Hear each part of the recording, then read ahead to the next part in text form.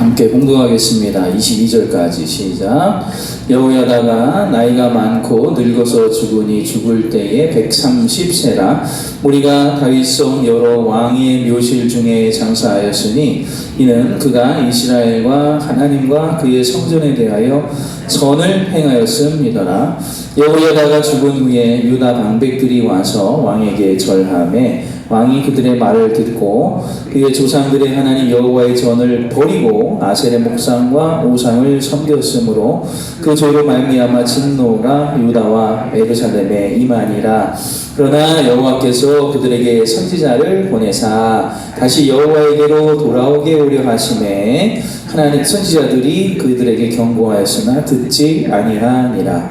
이에 하나님의 영이 제사장 여호야다의 아들 스가랴를 감동시키심에 그가 백성 앞에 높이 서서 그들에게 이르되 하나님의 이같이 말씀하시기를 너희가 어찌하여 여호와의 명령을 거역하여 스스로 형통하지 못하게 하느냐 하셨나니 너희가 여호와를 버렸으므로 여호와께서도 너희를 버리셨느니라 하나 우리가 함께 꾀하고 왕의 명령을 따라 그를 여호와의 전뜰 안에서 돌로 쳐 죽였더라. 요아스 왕이 이와 같이 스가랴의 아버지 여호야다가 베푼 은혜를 기억하지 아니하고 그의 아들을 죽이니 그가 죽을 때에 이르되 여호와는 감찰하시고 신원하여 주옵소서 하니라. 아멘. 자, 한번 따라해 볼까요?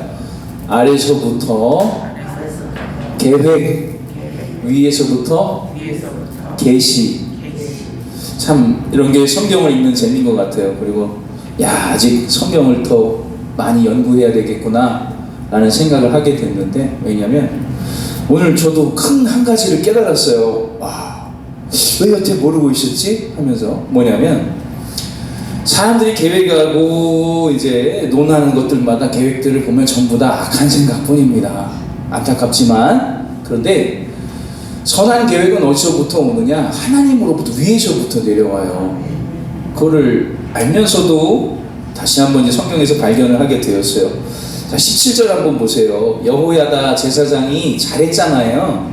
그가 130년에 이제 살고 죽었을 때 17절 보니까 유다 방백들이 요아스 왕에게 와서 절하매 왕이 그들의 말을 듣고, 누구의 말을 듣고?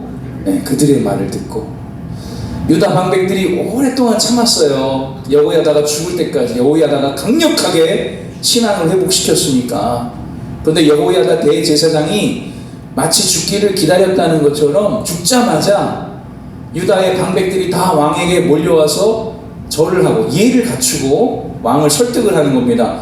우리나라가 제대로 살기 위해서는 여호와만으로는 안 됩니다 하면서 아세라 목상, 아세라, 그리고 우리 바알도 좀 섬기고 그래야 이 유다가 잘 살지, 여호야다 제사장처럼 여호와만 섬겨서는 안 됩니다 라고 왕을 설득을 하는데, 이게 하늘로부터 온 계획입니까? 사람으로부터 온 계획입니까? 사람들이 모여서 의논한 거였어요.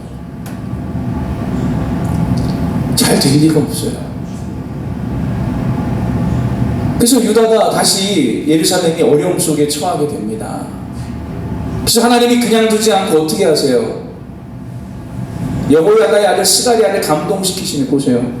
20절 보세요. 이에 하나님의 영이 제사장 여호야다의 아들 스가랴를 어떻게 하셨다고요? 감동시키시면. 위로부터 온 겁니다. 위로부터. 그래서 이 스가랴를 통해서 하나님이 개혁을 하시려고 하니까 사람들이 그냥 둡니까? 또 그냥 안 둬요. 더 악하게 됩니다. 어떤 계획? 돌로 쳐서 스가랴를 죽여요. 그게 신약 성경에도 나와요. 이 이야기가. 그를 스가랴를 죽였다. 제단에 흘린 피 이렇게 나오거든요. 신약 성경에도. 그래서 이것을 나라도 그렇고 여러분, 그죠? 여론에 흔들리고 이게 하나님의 뜻이 아니고 사람의 뜻이고, 또 교회도 마찬가지입니다. 이게 하늘로부터 온 하나님의 뜻인가? 인생들이 계획한 우리의 계획 다수결인가? 가정도 마찬가지입니다. 하나님께 받아서 하는 건 계시라고 하고요, 우리의 생각으로 하는 건 계획이라고 해요. 그러나 성경은 뭐라고 기록하고 있는가? 창세기 노아의 홍수 때부터 이야기를 합니다. 뭐라고 말씀하시냐면 하나님이 사람들을 이렇게 내려다보시니까 그 마음에 계획하고 행하는 것들마다 다 악함에 홍수로 심판하실 계획을 하셨다고 그래요. 사람들의 계획은 전부 다 악했어요.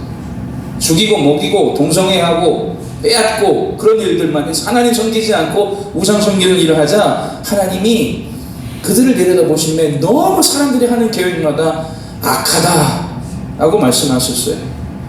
또 신약에서는 어떻게 나오느냐, 고린도 갈라디아서에 바울이 항변하기를 내가 사람에게 좋게 하랴 하나님께 좋게 하랴, 만약 사람에게 좋게 하면서 여태까지 내가 살았다면 나는 그리스도의 종이 아니니라 라고 말하거든요.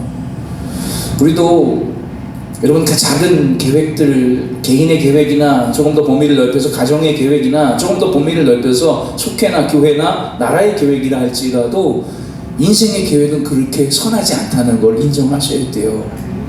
여호야다가 죽자 득달같이 달려와서 아세라를 섬겨야 합니다 왕이시여. 요아스 왕이 끄덕거리면서 아세라를 섬기니 하나님이 진노하셨어요. 그리고 하나님이 위에서부터 이번에 스가랴를 통해서 다시 하나님 개혁을 말씀하시지만 스가랴는 돌에 맞아 피 흘려 성전 계단에서 죽게 됩니다. 하나님이 우리에게 향한 계획들, 그러면 오늘날에도 위로부터 임하는 나에게 알려주시고 행하고 이렇게 하라고 감동 주시는 것들이 있느냐? 이미 다 성경에 다 기록되어 있어요. 더 올 게 없어요. 와도 감동이 오면 좋고요. 그러나 완전하신 구원에 대한 계시의 말씀은 우리가 기다릴 필요도 없이 이미 성경 속에 전부 들어있고, 사람의 계획이 어떻고 하나님의 계시가 어떤 것인지도 오늘 이 역대하에 이런 데 또 들어있는 하나님의 말씀, 인생이 계획하는 것들마다 다 악한 것뿐이니 하나님이 하늘에서 한탄하시고 사람 지으신 것을 한탄하사 다 물로 쓸어버리기를 결정하셨으나 노아는 하나님께 은혜를 입었더라.